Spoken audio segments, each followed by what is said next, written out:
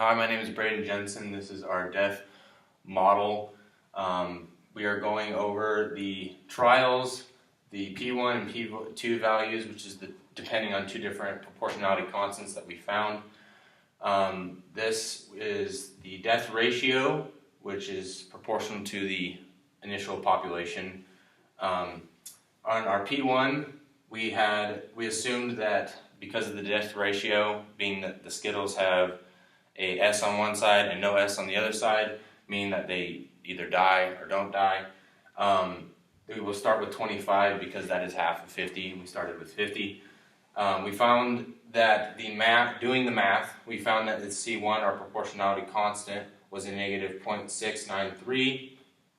We found the rest of these values using that proportionality constant.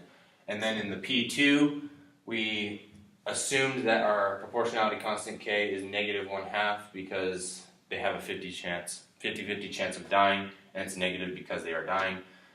We used that equation with that proportionality constant to find these different values, and now we have to go actually find the data.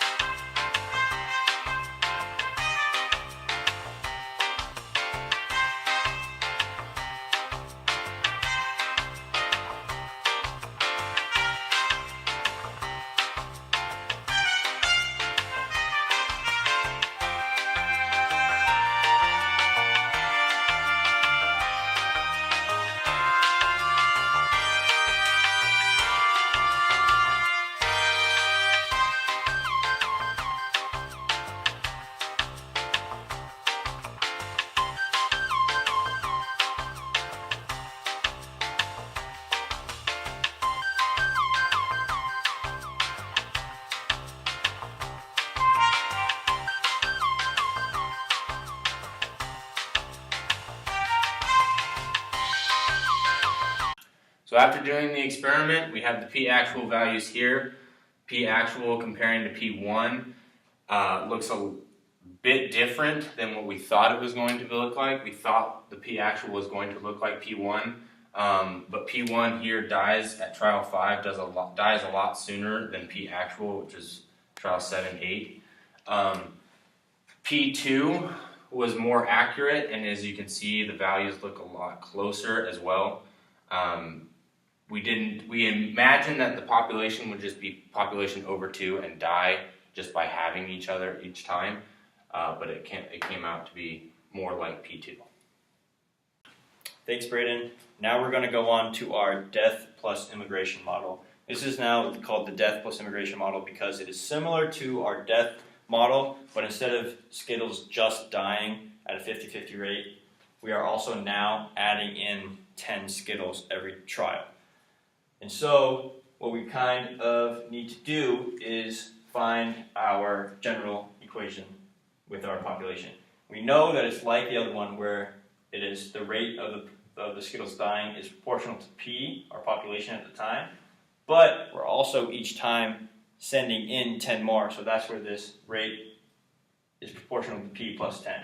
Then we go through and get the proportionality constant, and our goal from here is to find our proportion or our population formula, which is what we get here with our K and C values.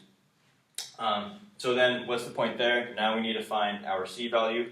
so that so what we do here is plug in our naught, so P naught equals 50, and what we find is we get to an equation where we have two variables where, unlike before where our K cancels out, we have a K and a C. So what we were thinking about doing was assuming K to be what we found before, this negative 0.69.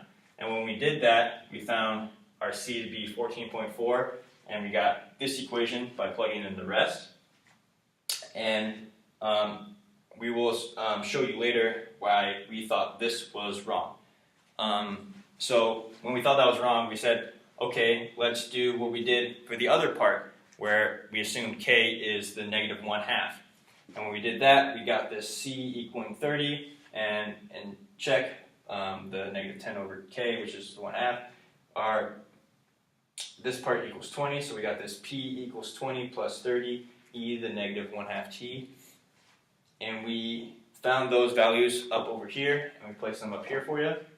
As you can notice, it gets to 50, goes down, down, down, down, and then starts to level out and bottoms out at this 20 value. So let's see how this model works by doing our experiment.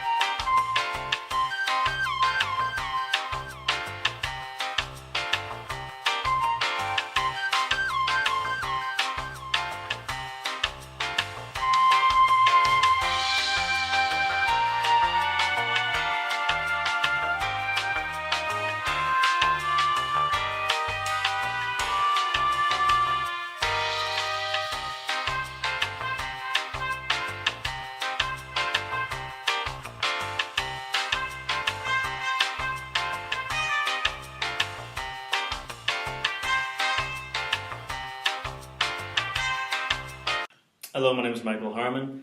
We've completed our experiment and gathered our data, and you can see the data actually follows very closely to our predicted, as well as when you just strictly divide by 2 and add 10, everything seems to approach 20, which is why when we initially plugged in this value that seemed to work better over there, it seemed to approach 14, so we knew that wouldn't actually be the one we'd want to go with. However, it does really support this one, which does look to approach 20 and matches our actual data.